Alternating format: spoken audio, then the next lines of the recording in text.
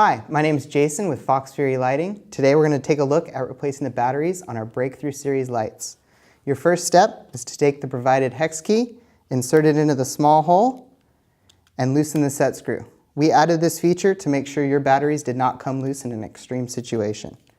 Twist the bottom cap and open up the compartment. Your battery pack will slide out. On the back of the battery pack, there's a small button. Go ahead and press that, and that will release the cap. You can take your spent batteries and throw those away. Grab your new batteries. Make sure you're using only alkaline or nickel metal hydride, no lithium. On the bottom of the battery pack, there are indicators marking positive and negative. This tells you the orientation to insert them.